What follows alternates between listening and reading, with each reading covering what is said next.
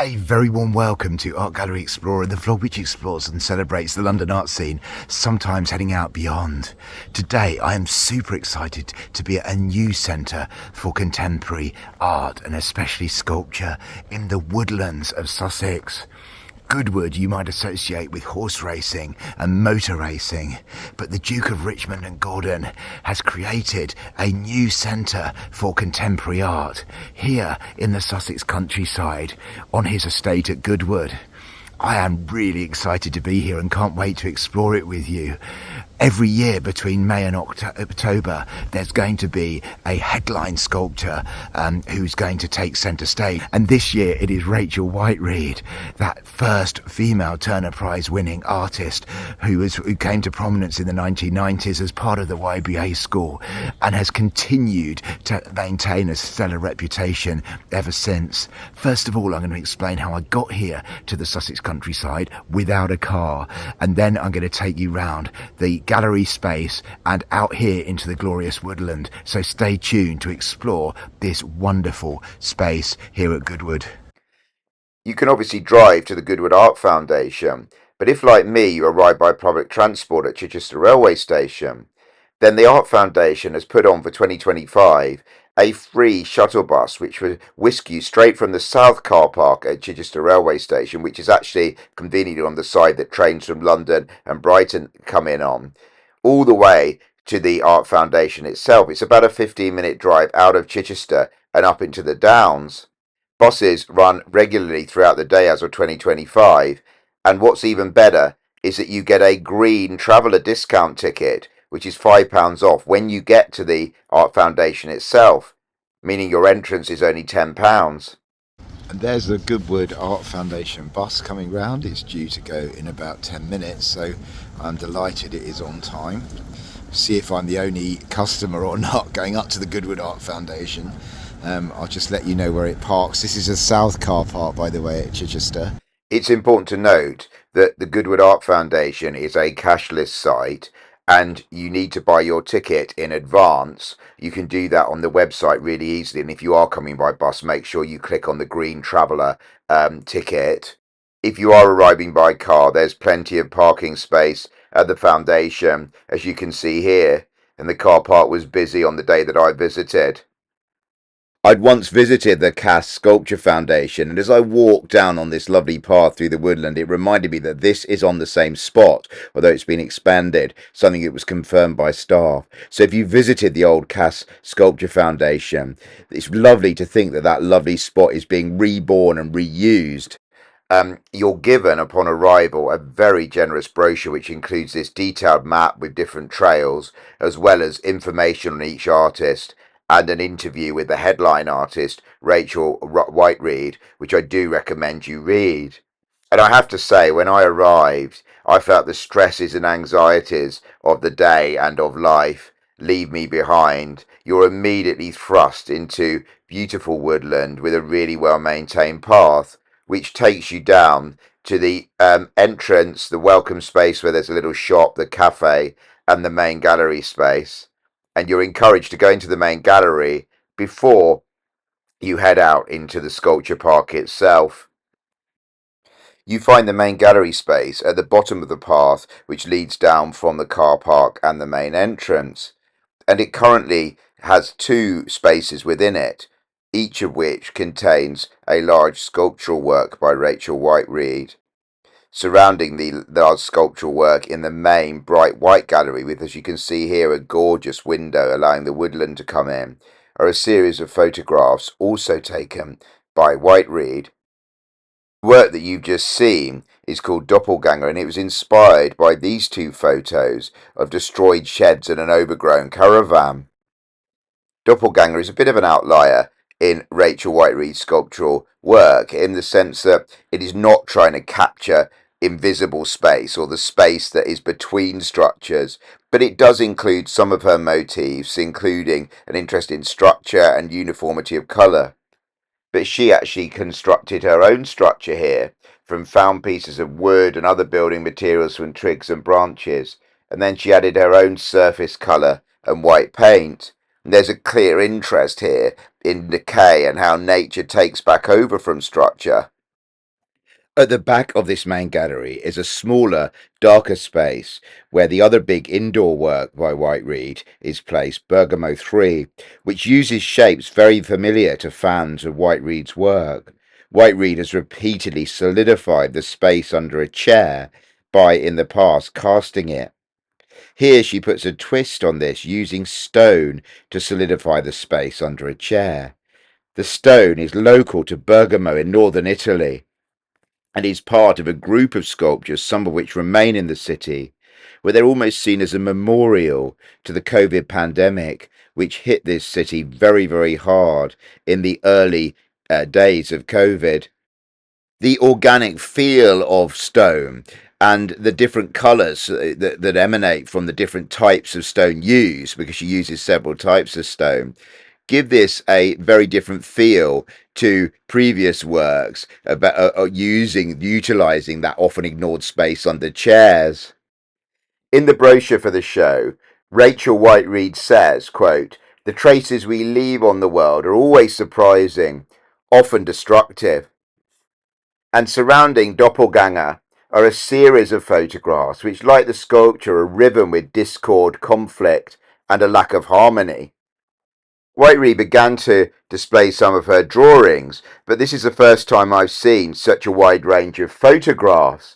And she says in the gallery guide that when making a contrast between her drawings and photography, that the drawings are, quote, "an activity completely connected to domesticity, whereas the photographs are linked to my travels and brief periods away from home."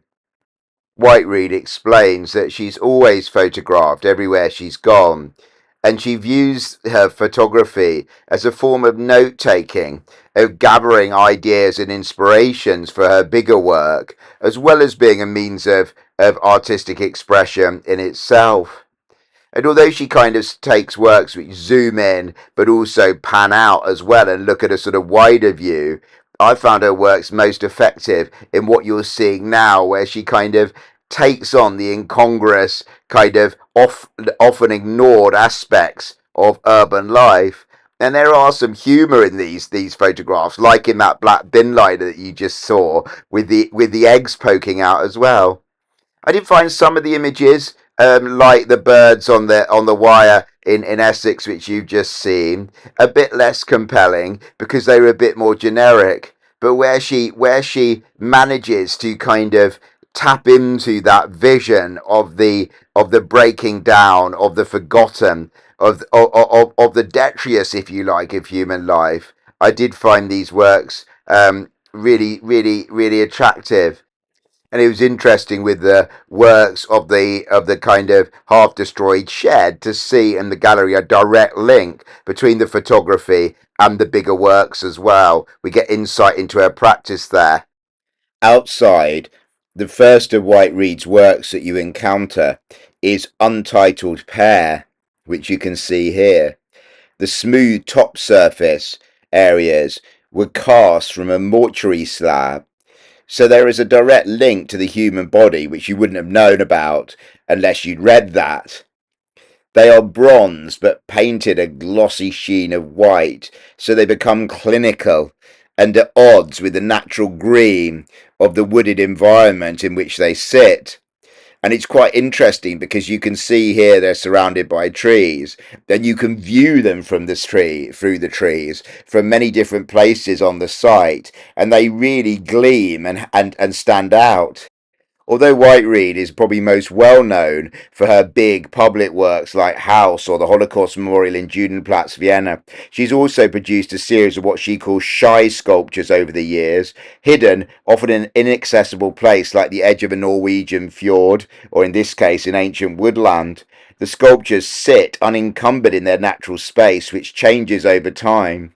Detached too, which is the cast of a shed, sits in ancient woodland. It's semi-hidden. You have to trek to find it. And the shy works are derived or emerge from wooden structures, sheds, shacks, huts, forgotten buildings that often decay. I love both the detail of the shed and also its Breezebok-esque grey ugliness compared to the glorious ancient woodland that surrounds it. Lovely contrast. final statement piece, Down and Up, is also the most recent.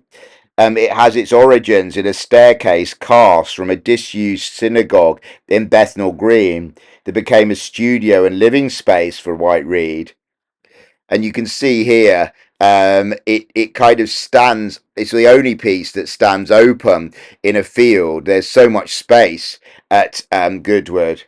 For Whiteread, this is more about the universally recognisable form of a staircase than it is about the origins in a synagogue. But you notice the steps are so narrow and so steep as well. And for me, it did automatically make me obviously want to think about the building that this work was cast from. But it works really well. There's a selection of supporting sculptures dotted around the estate. Rosie Wiley is more well known for her paintings, some of which have been recently displayed at David's Werner Gallery in London. However, in recent years, she's also started making painted bronze sculptures. The two works at Goodwood relate to the pineapple. Wiley apparently loves the pineapple because of its spiky exterior, and it relates to her use of the term a prickly woman, a term she appreciates for its connotations of being unapologetic. The pineapple was apparently introduced to England in 1668 at the court of Charles II as an exotic symbol of luxury. And I love the way that Wiley subverts that by introducing humour and a bit of a takedown to this plant and fruit. 2022 Turner Prize winning artist Veronica Ryan makes use of the woodland floor to explore an interest in life cycles. In the first work, which you can see here, we see a series of magnolia pods, and we're encouraged to think of Genesis. In the second work, which is just across the path, and it works really well, we see the full bloom of the magnolia blossom, and as you can see just across there, and these works are cast in bronze, and they're meant to sort of make us think about life cycles, but also solidify something which is incredibly fragile. And you can see the pod is huge, and I really found these works effective. I enjoyed them a lot. As you walk through the gorgeous woodland, you come across a beautiful soundwork by 2010 Turner Prize winner Susan Phillips. Based on Elizabethan songs, including 16th century country dances, this work is stunning. Three country dances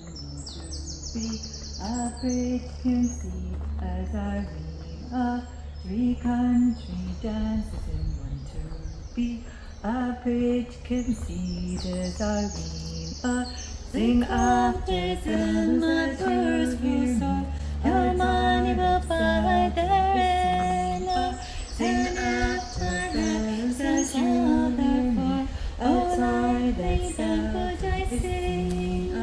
Three country dances in one, two, be a bridge conceived as Irene. Three country dances in one, two, three. A bridge conceived as Irene. Sing after them my first song, no money will buy therein. Sing after fellows as you hear me, a time they said I sing. Three country dances. Two works by Isamu Noguchi stand opposite each other in this woodland clearing. Osetra faces Fat Dancer, and Osetra, the red sculpture that you're about to see again, that's Fat Dancer, by the way, a really small sculpture, was originally conceived as a play structure for people to climb on and clamber on. Sadly, we're not encouraged to do that here. But this was all about Noguchi's idea that art needs to be accessible, fun, and open. Fat Dancer doesn't use traditional welding techniques, but rather shapes galvanized sheets into a continuous folds, drawing inspiration from origami. One work hadn't yet opened on my visit. This was by Brazilian artist Elio Oiticica of the Tropicalia movement, and I can't wait to revisit Goodwood to see this work because I'm a big fan of his. Do post in the comments if you get to see this work and tell us what it's like. Amy Segal is showing in the smaller second Piggott Gallery space, and her film Bloodlines follows the movement of paintings by George Stubbs from various stately homes to a public exhibition. The film itself is 80 minutes long. I have to confess I only saw about 5 minutes of it, but it looked really interesting. And there's also a print series, Clouds, which transposes and combines details of the sky as portrayed by Stubbs on a 1-to-1 scale with the original painting. Stubbs spent 9 months at Goodwood painting 3 sporting scenes, which remain a part of Goodwood's historic art collection, so there was a nice link with the house. In the cafe is a final work by Lubna Chowdhury, usually a ceramicist. This work actually uses hand-painted red stickers on pink graph paper, and even though this design is digitally composed, each sticker is manually applied, combining both the physical labour of the artist and new technology. And I do really recommend that you visit the gorgeous cafe. There's a terrace where you're up in the woodland. It's got a menu which allows brunch and lunch as well. And it's just a gorgeous space. This is one of the views from where I was sitting. And I enjoyed a well-earned cup of tea, having been round the exhibition, which cost £4. And was loose leaf, which is my big desire when I'm visiting a gallery. And then I went to the bus, which was waiting for me to take me back to Chichester Station. Well, art lovers, I went to the Goodwood Art Foundation, full of angst and stress of everyday life, and I just felt that fall away as I walked round the gorgeous grounds and engaged with some really fascinating art. If there were 3 words that I could use to sum up the Goodwood Art Foundation, it would be classy, generous, and beautiful. I really recommend that you go if you possibly can do.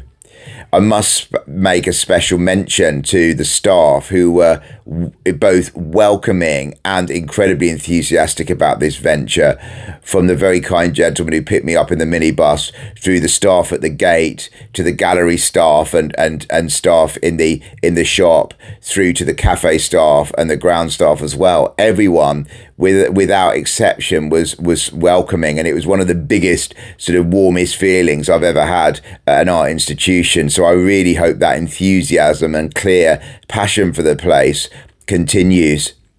I said it was generous and classy, and I think that everything has been finished to a high standard. The main gallery space, the smaller gallery space, the cafe, and the grounds have been really well brought up to a high standard, and so it was a real pleasure to be in that environment.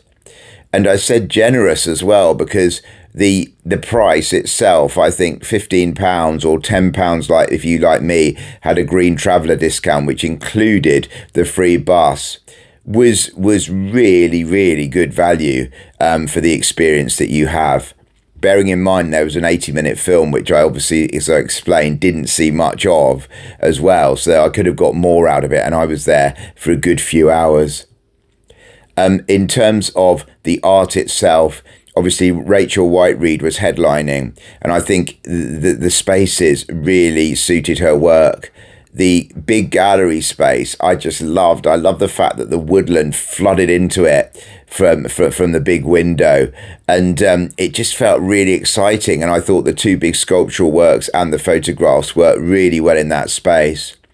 I thought also the sculptures outside worked well. I particularly loved the positioning of her shy sculpture, the detached sculpture. I thought that was really wonderful. And also the stairs, the up, down and up sculpture worked really well. Of the other works that I enjoyed, I particularly loved Susan Phillips' sound work. That was magical. I'll never forget the voices harmonizing in the swaying trees. And also I really enjoyed Veronica Ryan's Magnolia Blossoms. That fitted really well into the woodland, or into the landscape being positioned on the woodland floor. The cafe was great. I only had a £4 cup of tea, which I think was good value. Sitting there out on that terrace, just listening to birdsong was exquisite. My only slight hope for the future is that more sculptures can be positioned in this new sculpture park, because it could clearly fit double, treble the number without feeling at all crowded. And so with that in mind, I'm going to be giving this a 9.5 out of 10. I had a wonderful experience at Goodwood Art Foundation. I am really bursting with excitement to see what happens next and to see who the next artist is. And I will be back several times over the summer, taking various people who need to see it. So do get along before October if you can do. It's a wonderful addition to the UK art scene. Thank you ever so much for watching. Stay tuned for more shows from across London, the southeast of England and beyond.